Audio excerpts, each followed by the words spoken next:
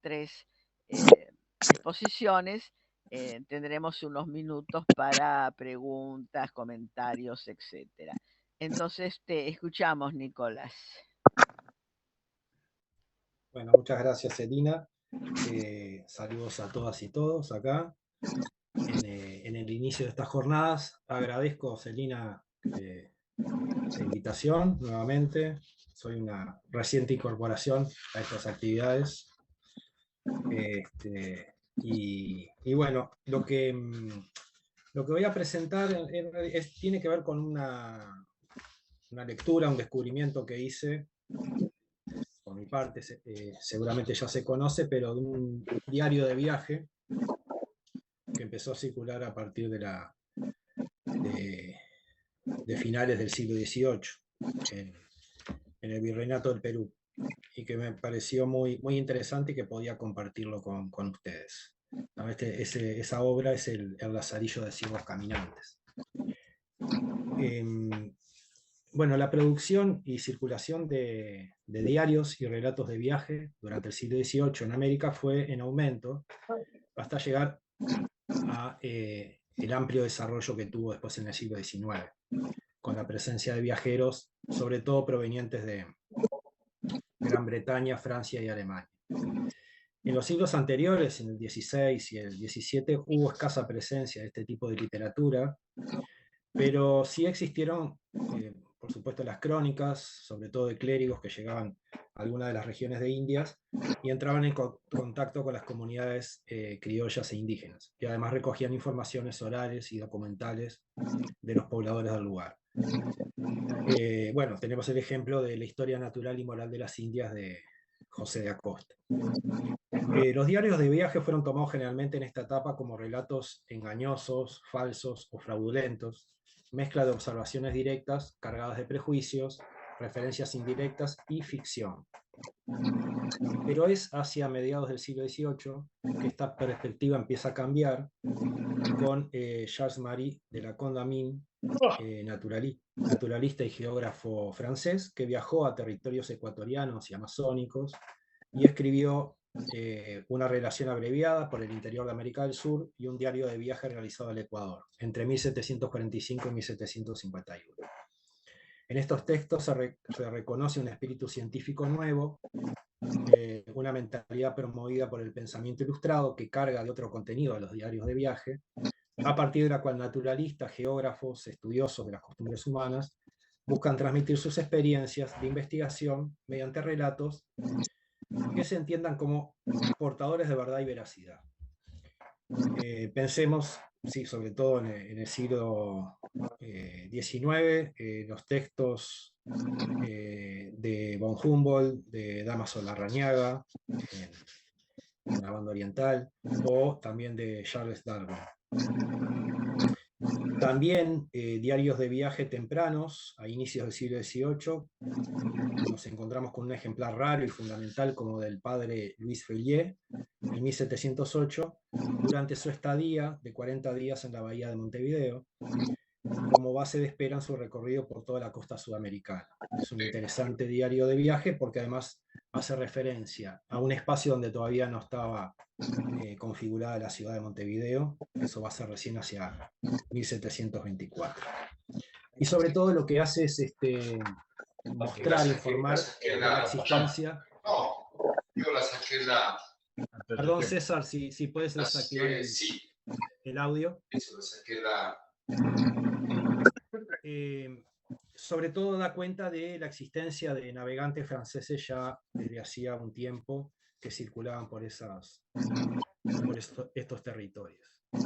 Estos diarios científicos convivieron también con diarios y relatos de viaje de peregrinos, diplomáticos y funcionarios en América, que en el transcurso de sus recorridos escribían sus memorias personales. Perdón, voy a cortar para... César, por favor, puede César Ibarra, si puedes activar el... Ajá, bien. Muchas gracias. Estos diarios científicos convivieron también con diarios y relatos de viaje de peregrinos, diplomáticos y funcionarios en América, que en el transcurso de sus recorridos escribían sus memorias personales, experiencias, vivencias, donde coexistían descripciones del entorno natural y humano, tendientes a cierta objetividad, junto con expresiones emotivas, prejuicios y estados de ánimo. Este es el caso de la obra El Lazarillo de Ciegos Caminantes, escrita hacia 1771 y publicada en el 76, el cual transmite las observaciones y experiencias del viaje del visitador de correos y postas Alonso Carrió de la Bandera. Este diario relata el extenso y dilatado trayecto entre Montevideo y Lima, con el fin de fiscalizar los puestos y estafetas de correo. El designado entonces para esta función fue Alonso Carrió, nacido en Gijón en 1715, pero que emigra a México, luego se traslada a Lima, donde contrae matrimonio y es nombrado corregidor en las inmediaciones de Ayacucho, en 1750. Hacia 1771, el marqués de Grimaldi lo nombra visitador de las postas de correo entre Buenos Aires y Lima. Sin embargo, su recorrido lo iniciará en Montevideo. Así, en noviembre del 71, Carrió emprende su viaje de inspección junto a su guía y ayudante Calixto Bustamante Inga, alias Con Color Corvo, personaje discutido durante un tiempo en cuanto a su existencia real, siendo tal vez un mero personaje literario, necesario para que Carrió expresara todas sus observaciones, pero también sus posiciones críticas respecto a la coyuntura en la que vivía, política, cultural, social.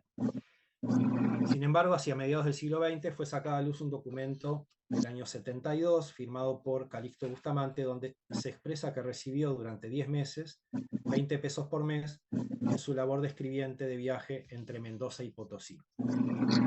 Este documento terminaría por dilucidar la cuestión de la autoría del diario, que en su edición clandestina del 76 figuraba como de Calixto Bustamante Inga, en el entendido que aparentemente la presencia del indio fue durante un tramo de todo el trayecto. Por otra parte, la cuestión de su edición clandestina y además atribuida la autoría a Calixto posiblemente venga dada por un conflicto político que se dio por parte de Carrió, el administrador de correos del Río de la Plata, Basavilbaso, frente al administrador general de correos del Virreinato, José Antonio de Pando.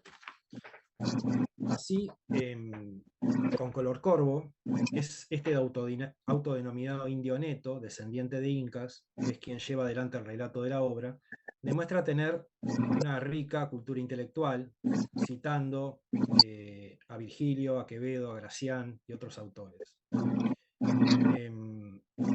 Este guía y escribiente del visitador asume la carga de exponer en el diario las opiniones propias del segundo, o sea, del visitador, ya que dice en el prólogo respecto a los españoles que son los menos curiosos de Europa, que son demasiado pretenciosos sin relación con la economía de la que disponen, comparándolos además con los flamencos, franceses, italianos y alemanes, y que desprecian el contacto excesivo con los habitantes de otras tierras, como las Indias, ya que la influencia de herejías y máximas impías pueda poner en peligro a la religión y al Estado. El autor, español de origen, ve al común de sus compatriotas de esta manera ignorantes, ya que la escasa curiosidad no permite la búsqueda de la verdad, una falta de conciencia del desarrollo material comparativo entre España y otras naciones europeas, una ortodoxia política, pero sobre todo religiosa, que contrasta con el desenvolvimiento de la religión cristiana en otros países europeos y también regiones americanas. Simultáneamente es crítico con la falta de curiosidad del americano criollo. Dice, cito, jamás hemos visto que un cusqueño tome postas para pasar a Lima con el solo fin de ver las 4 prodigiosas PPPP, ¿sí? Que después hay todo un análisis y una interpretación de qué significan estas letras. Algunos hacen referencia a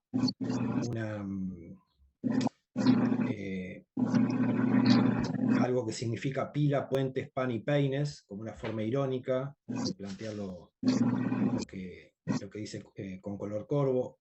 Otros dicen que en realidad está referido a 4 personajes que tenían que ver con esta administración de correos, que estaban en contra de las reformas que quería impulsar Alonso Carrió.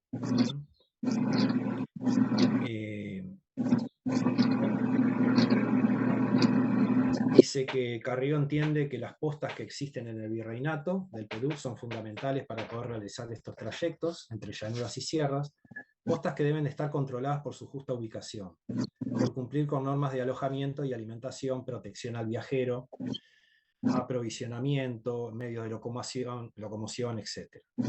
Carrió, en palabras del indio, afirma que las postas no solo permiten realizar viajes de índole laboral, sino también como viajes de curiosos que desean ir a fiestas organizadas en diferentes pueblos. Las postas dice que son como mansiones, donde se dispone de lo necesario para pernoctar y suministrarse lo básico. Hay postas de celeridad entre Buenos Aires y Jujuy, donde se puede acceder a caballos, y posteriormente, las que siguen hasta Lima, predominan las postas donde se ofrecen mulas, dice que son malas y mañosas, sobre todo por el tipo de territorio que así lo exige. Con Color Corvo expone la idea del valor del relato de viaje, de las memorias y juicios sobre lo visto y oído en el camino. La crónica histórica y los estudios generales sobre poblaciones humanas, dice, se nutren fundamentalmente de este tipo de escritos, sumamente degradados por los intelectuales de escritorio, pero que la historia general sobre los pueblos no tendría acceso a datos precisos y concretos, a informaciones provenientes del mismo contexto si no fuera mediante estos relatos de viaje.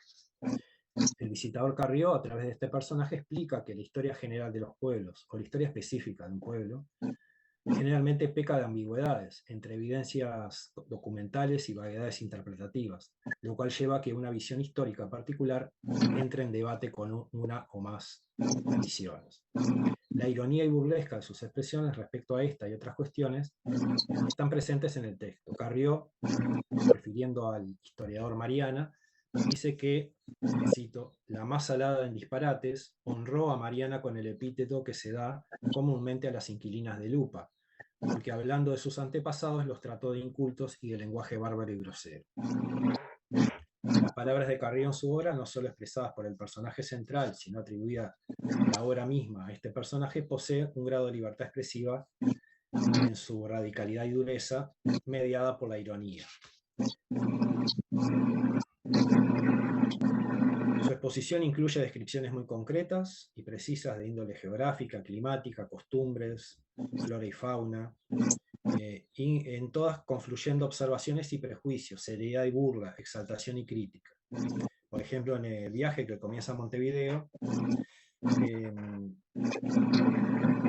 habla, por ejemplo, de que es una ciudad en ese momento con una tasa de sanidad favorable, una tasa de natalidad relativamente baja, que es algo que se arrastra hasta nuestros días.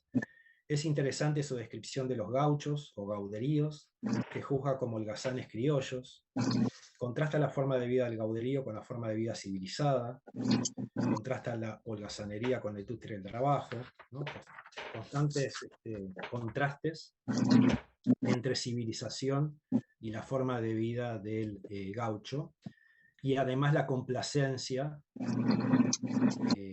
de los vecinos respecto a los gauchos, llamándolos además semibárbaros colonos. Otro ejemplo de descripción en su diario es cuando llega a Buenos Aires, con observaciones y datos en relación al gobierno y a la administración, a las dimensiones y disposición del diagrama de la ciudad, estadísticas poblacionales, o sea, cuestiones objetivas que circulan a la par con visiones subjetivas y detallistas de la vida y los hábitos de los individuos, a veces con cierta exageración. Dice que la gente común, la que no tiene las precauciones necesarias, bebe agua impura, y de aquella que a la bajada del río se queda entre las peñas, en donde se lava toda ropa de la ciudad. Y esto dice generado por la desidia de los aguadores, por no querer internarse en el río. El camino y las descripciones se suceden en su relatoría, pasa de Buenos Aires a diversas localidades, Pergamino, Río Segundo, Córdoba. Narra aquí, entre otras cosas, la venta de esclavos negros y mulatos y criollos hasta la cuarta generación. Continúa por Santiago del Estero, San Miguel de Tucumán, describiendo con asombro y curiosidad árboles como el quebracho, o lo que ve en principio como pequeños escarabajos que producen hilos, pero que al hablar con gente del lugar le hacen saber que esos animalitos son arañas que producen seda. A los tucumanos los generaliza como fletadores. Esa es la actividad más rentable a la que se dedican gran parte de ellos.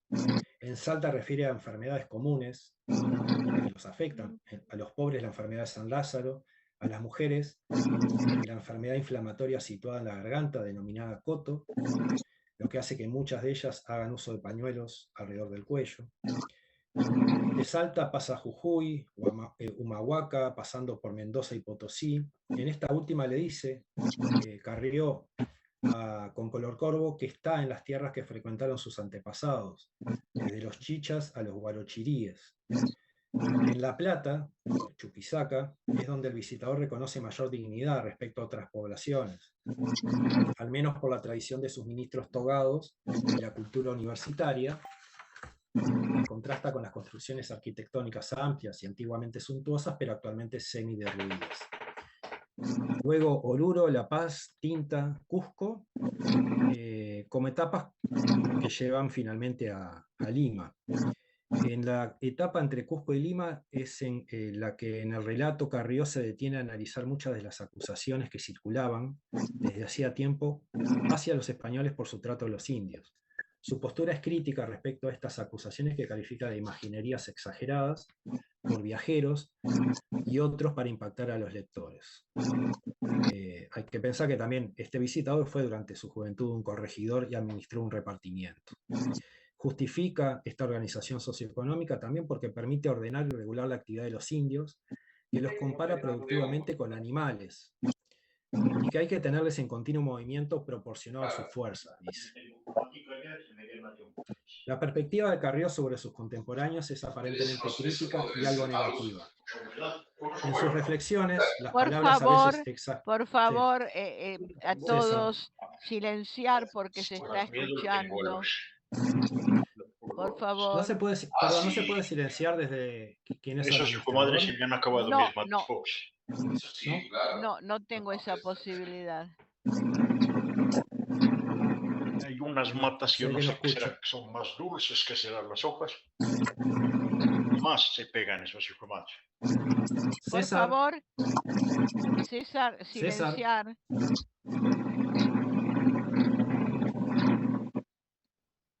No, sigo un poquito. La perspectiva de Carrió es crítica y negativa frente a sus contemporáneos. En sus reflexiones las palabras, a veces exageradamente denostativas, se dirigen a los criollos americanos y también a los españoles, pero particularmente las peores observaciones son hacia los indios en general.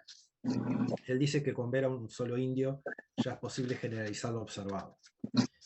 Esta mentalidad va a contrapelo de su tiempo, ¿no? Estamos hablando de fines del siglo XVIII, donde se han generado, por lo menos desde el punto de vista jurídico y la mentalidad académica, cambios importantes, tal vez no en los hechos.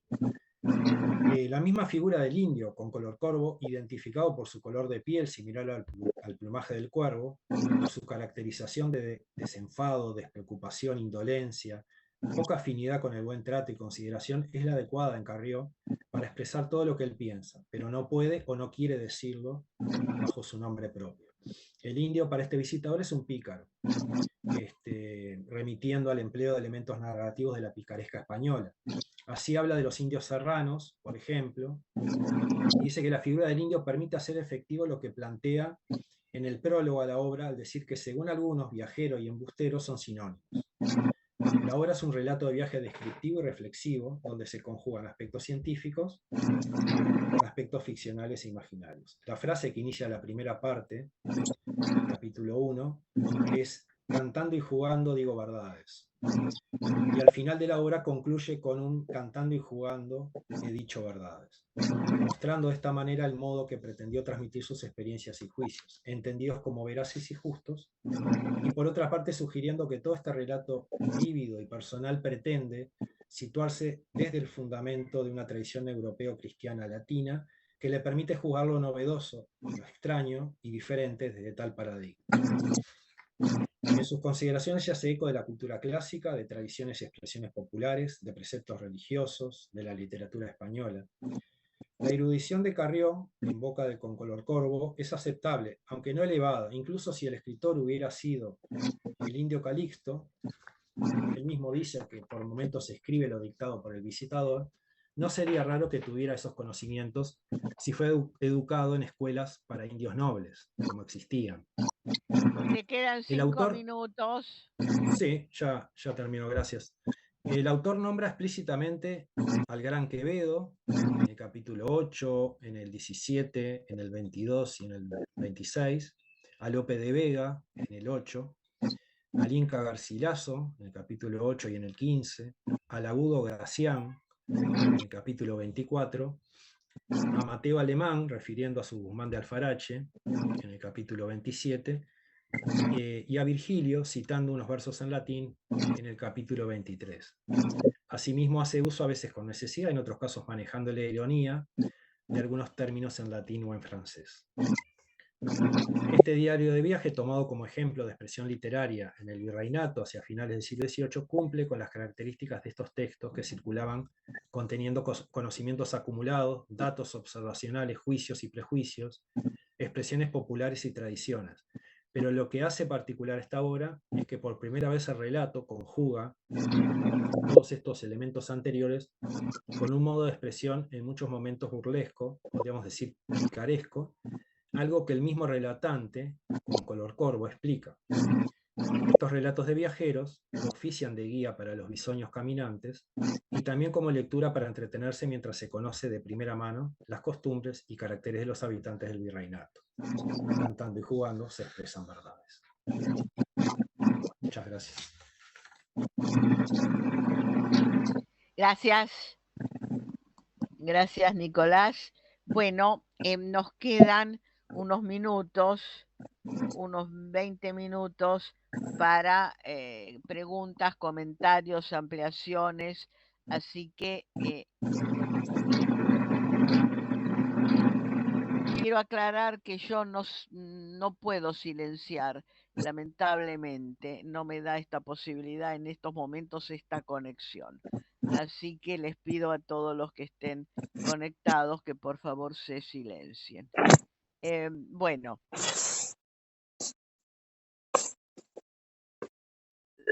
esta parte de la mesa para las preguntas, comentarios, etcétera. Así que el que quiera que levante la manito y se desmutee y pregunte o comente. Yo tengo algún comentario, pero dejo a otros si tienen prioridad. Yajaira tiene la mano levantada y adelante. Balsa. Adelante. ¿Y quién más? Nicolás tiene la mano levantada. Yajaira. ¿Y quién más? Balsa. Balsa. Y Balsa. Muy bien. Entonces, a ver, Yajaira. Ok. A ver, quisiera preguntarle a Celso, muy interesante lo que usted maneja sobre la ciencia misionera, específicamente sobre la experiencia de los jesuitas en las reducciones. O sea, obviamente que es una parte de lo que hoy es el Paraguay, pero muy importante porque fue algo absolutamente relevante para el momento. Usted habla de esa ciencia. Ahora, me he preguntado siempre si los jesuitas se intercambiaban entre sí, es decir, si los que estaban en México tenían alguna relación, alguna fuente con los que estaban, por ejemplo, en Paraguay. ¿Qué relación tenían, por ejemplo, con los que estaban en la Amazonia? Por ejemplo, la Compañía de Jesús, que estuvo en la Amazonia venezolana como tal, que tuvieron una parte importante. O funcionaban cada grupo aparte, esa es la parte, es decir, ¿cuál era la relación? Eso sería para Celso, ¿no? Luego para Nicolás, me parece interesantísimo esa idea de los diarios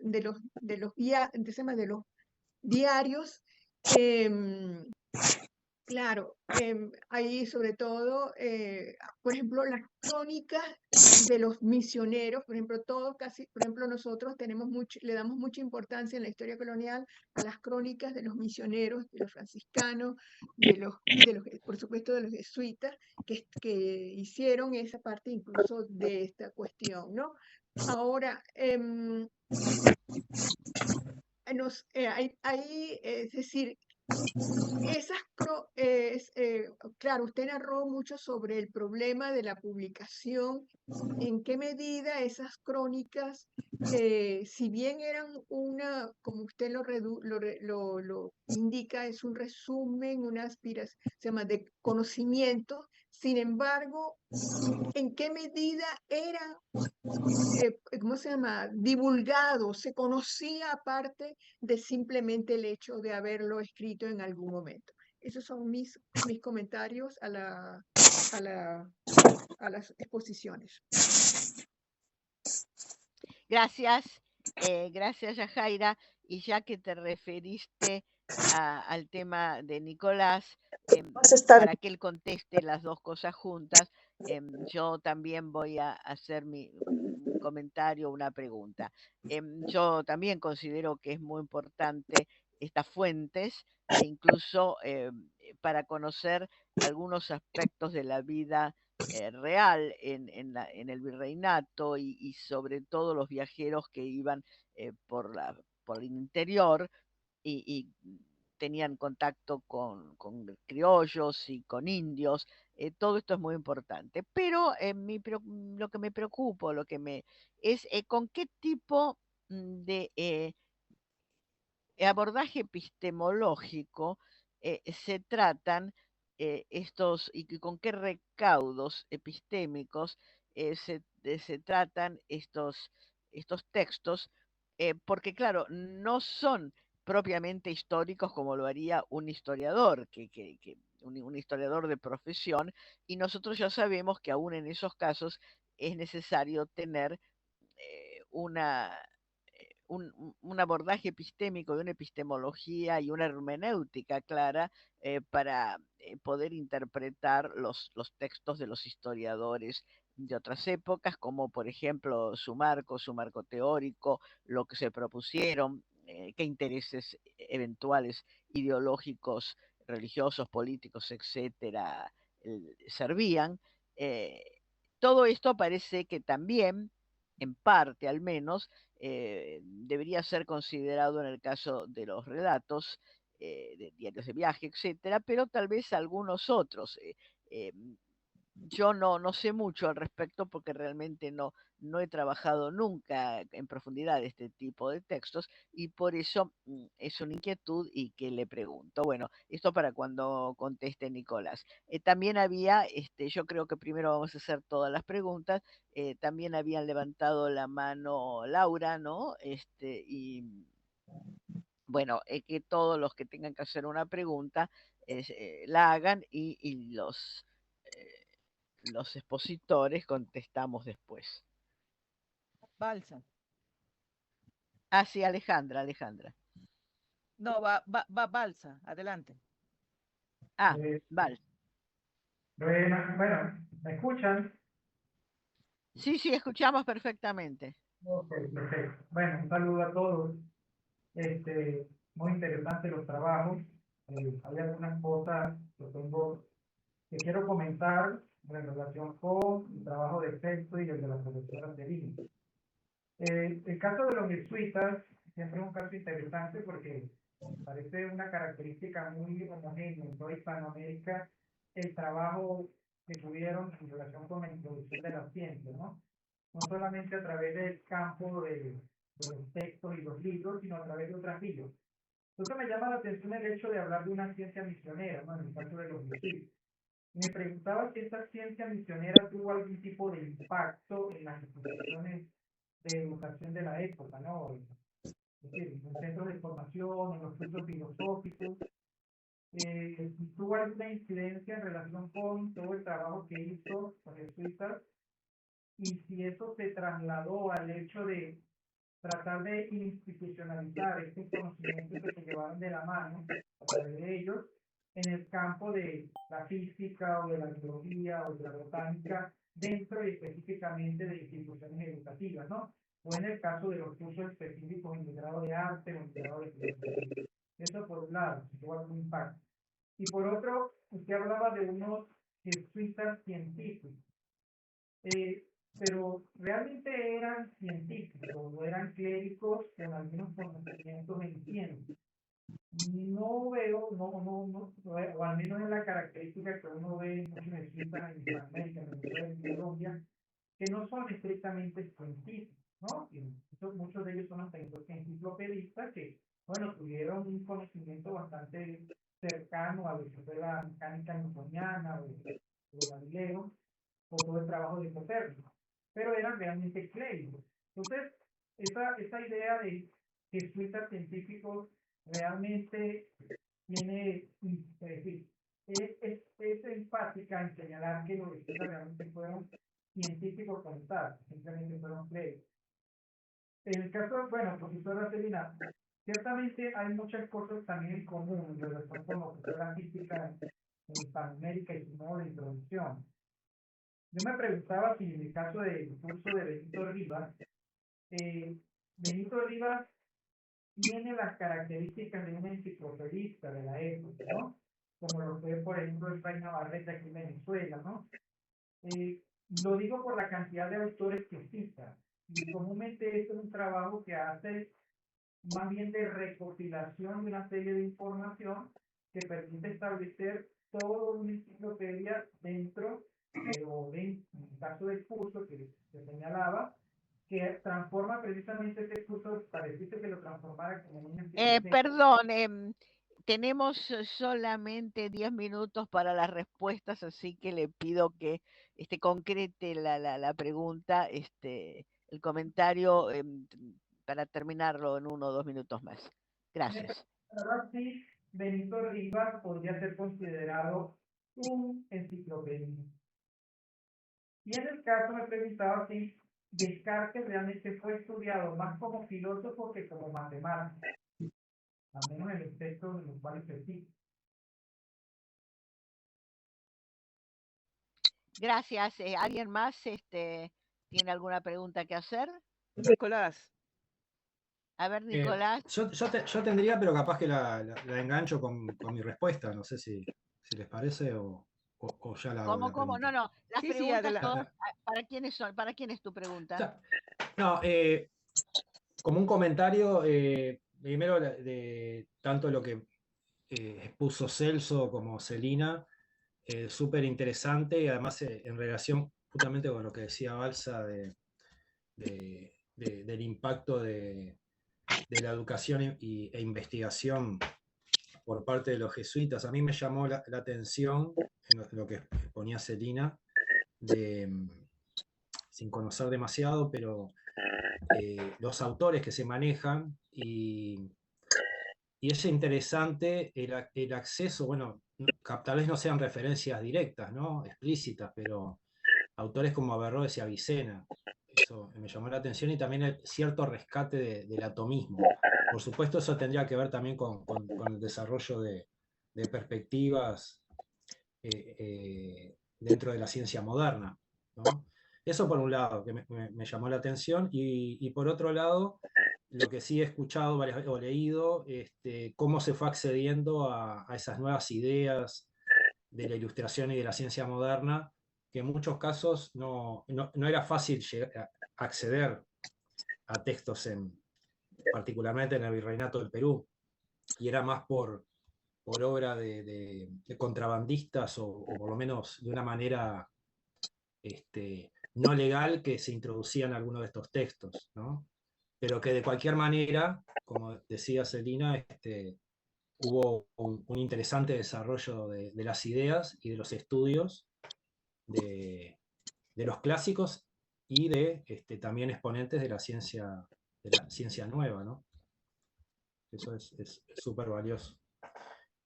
Bien, gracias. ¿Hay más preguntas?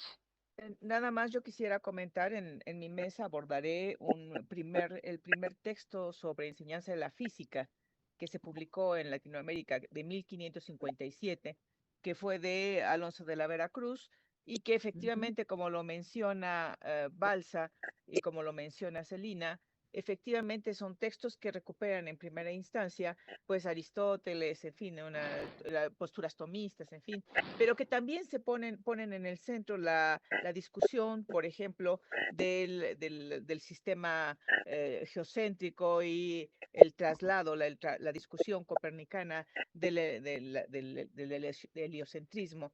Entonces, son textos que de alguna manera viven, es una época en la que se vive una transición al interior de las ciencias, y cómo lo interesante es cómo van recuperando diferentes autores conforme va avanzando la ciencia. Del especulatio o del especulatio, que está trabajándose en la primera parte, vamos a llamarle, de la ciencia aquí en Iberoamérica o en Latinoamérica, van transitando y van mirando la ciencia moderna más hacia la experimentación, más hacia otras cosas. Creo que la pregunta de Balsa en ese sentido es interesante, cómo está este tránsito de un lado a otro. Y felicidades a Nicolás. En efecto, creo que la pregunta de Celina es pertinente y vale la pena que en su escrito sí vamos a decir, se haga una nota metodológica, como efectivamente estas notas de viaje, como la que usted menciona, pero también pienso de Humboldt y otras notas de viaje que también recuperan estos aspectos que son importantes para dar soporte a las ciencias en Iberoamérica. Muchas gracias. Gracias. Bueno, entonces, ¿alguien más quiere preguntar algo? Bueno, entonces damos la palabra a las respuestas. Nicolás, había una pregunta o comentario también para mí y para Celso. Así que, bueno, por orden entonces, Celso, esperamos las respuestas. Gracias, Celina. Respecto al intercambio entre las reducciones, bueno, organizativamente los jesuitas estaban divididos, digamos, por provincia. La provincia del Paraguay, por otro lado la provincia del Brasil, y es poca la probabilidad de que haya habido un intercambio directo entre estas provincias, porque estas provincias tenían cierta autonomía administrativa y lo que compartían era la parte, digamos, religiosa. Indirectamente es probable que haya habido intercambio, sobre todo referente a los informes o a las notas que enviaban a Roma o enviaban a Lisboa. Eso respondiendo un poco si podían intercambiar, ¿verdad? Sobre todo lo referente a idioma guaraní y un poco de la botánica. Indirectamente es probable. Por otro lado, sí se le podría considerar científico, pero a mi parecer, en el contexto de la época. En el contexto de la época. Si bien eran religiosos, hacían la experimentación. En cuanto al concepto de ciencia de aquella época, haciendo un paralelismo como Mendel. Mendel era monje, pero hacía ciencia. Bueno, eso es lo que puedo responder sucintamente a las dos preguntas.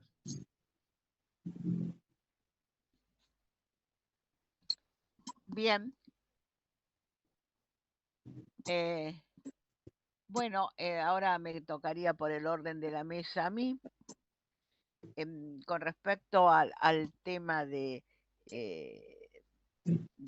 qué era exactamente lo que se conocía y sobre todo de autores antiguos, etcétera. Bueno, como ya dije, la mayor parte de esos autores no están citados de primera mano, sino que a su vez están citados por las citas de otros autores.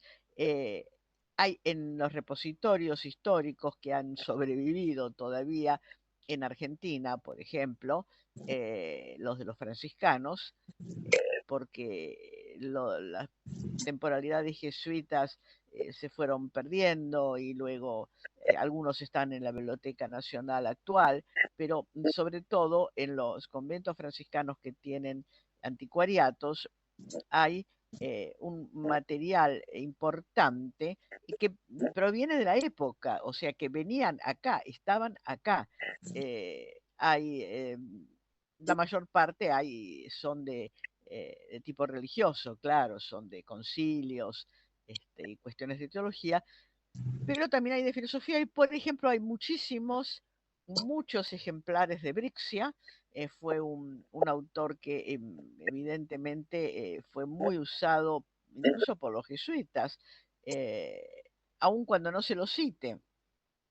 En Brixia tiene muchísima información, tiene citas, entonces de ahí han sacado mucha información. De Vicente Tosca también se saca mucha información. Hay bastantes ejemplares sobrevivientes, lo cual muestra que en la época colonial debía haber bastantes más. Es cierto que casi todo entraba de contrabando. Mi opinión personal es que era un contrabando conocido y en cierto modo tolerado por los virreyes, y que en ese sentido, y curiosamente, el puerto de Buenos Aires, que siempre fue un puerto de contrabando, no hay ninguna duda, tenía un lugar muy especial, cosa que no tenía el puerto del Perú, de Lima, ni los de Chile, por la mayor cercanía a, a la península, porque para ir a Perú había que dar toda la vuelta, o a Chile había que dar toda la vuelta por el sur, o hacer una parte por tierra. De modo que de la metrópoli al Río de la Plata llegaban tranquilamente todos los cargamentos y había un cierto consenso de tolerar este tipo diríamos, de ilegalidades que casi se transformaban en algo normal. Así que desde mi punto de vista no era tan dificultoso conseguir estos ejemplares, y la prueba es que están en los anticuariatos a veces repetidos, ¿no? Lo cual significaba, por ejemplo, que en cada convento debían tener alguno. No digo que tengan tantos como ejemplares como la Biblia o libros de oración o sermonarios, pero sí hay unos cuantos. Es decir, había esa transmisión de textos. Y lo segundo que quiero decir es lo de las menciones. Las menciones a los autores antiguos están en todos los textos.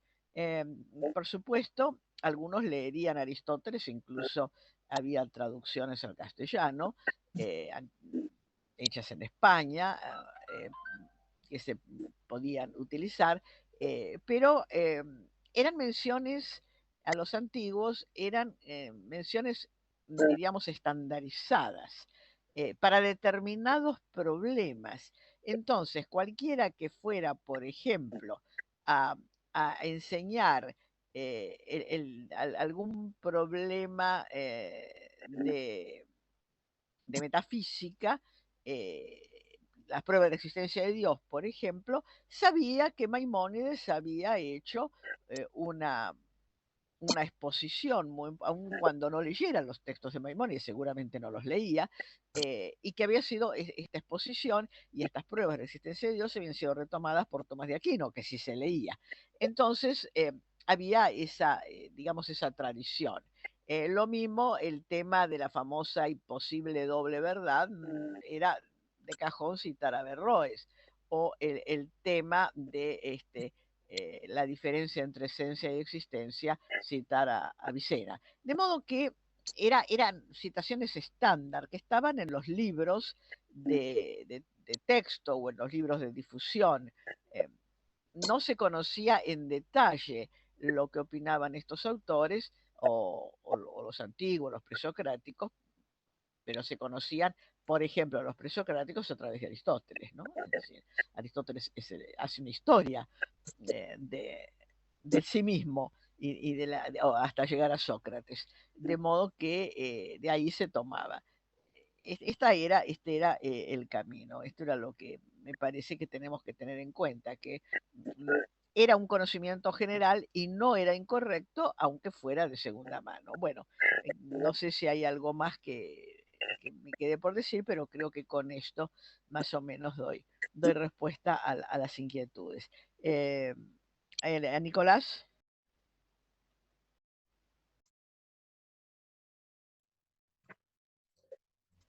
Nicolás. Bueno, sí. Bueno, respondo ahí algunas de lo que plantean respecto a esto de cómo abordar este tipo de textos, ¿no? O cómo se fue abordando hasta la actualidad, ¿no? Se sigue analizando y buscando interpretar, y hay diversas posiciones con respecto a determinados datos o informaciones que aparecen en estos diarios de viaje. Sobre todo por eso, como que trataba de recalcar esta circulación de relatos de viaje, diarios de viaje, etcétera, a veces con motivos diferentes, ¿no? Unos pueden ser de carácter claramente científico, centrado en uno de los saberes, una de las disciplinas científicas particulares, y otros son estos diarios de viaje más descriptivos del entorno y de los lugares que forman parte del recorrido, ¿no?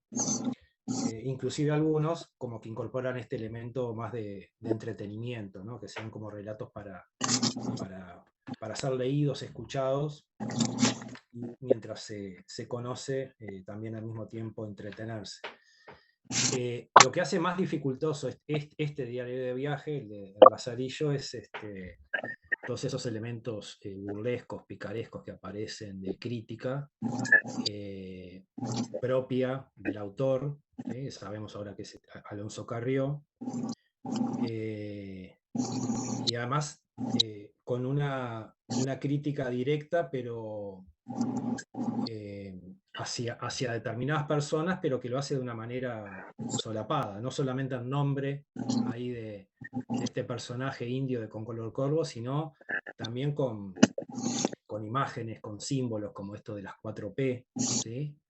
Donde después estudiosos, investigadores, al abordar este texto, entienden que más allá de el tradicional emblema que tiene que ver con Lima, ¿no? De perla, papel, plata y paloma, ¿sí? Como se dice, o lo que pueda decir el mismo autor al final de su obra, de una manera crítica también con el común de la gente limeña, donde dice que esas 4P son pila, puente, pan y peines.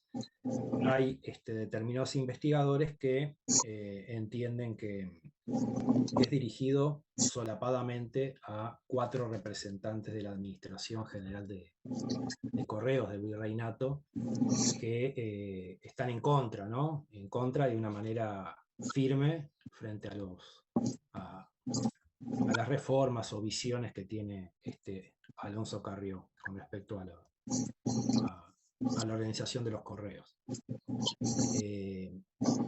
Pero bueno, sí, ahí hay toda una dificultad para poder interpretar eso. Hay que tener en cuenta claramente el interés del autor, sea desde el punto de vista científico, desde el punto de vista político, ideológico, pero también a quién va dirigido ese relato de viaje, ¿no?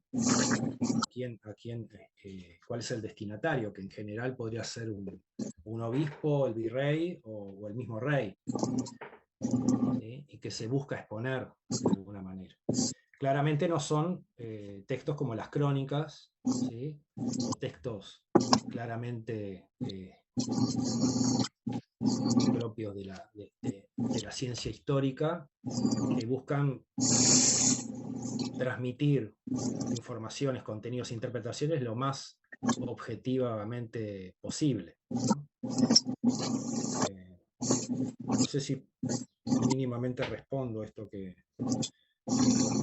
me decías, pero que sí, genera muchas dificultades, pero que no hay que desdeñarlo, por supuesto. Bueno, el mismo autor lo dice a fines del siglo XVIII.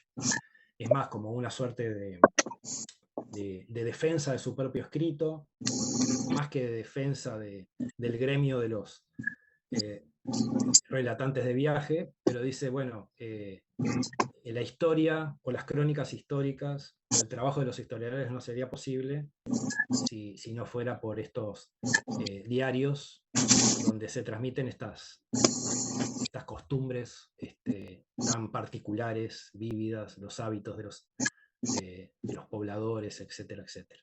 Si no, se convertiría la historia justamente en una actividad de escritorio, ¿no? Alejada del objeto de estudio.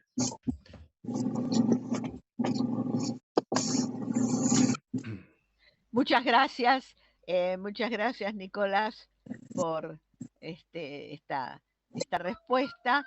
Y bueno, no sé si alguien más, estamos ya justamente un poquito pasados de la hora, así que si no hay ninguna otra pregunta, cerramos aquí esta mesa y nos volvemos a reunir a la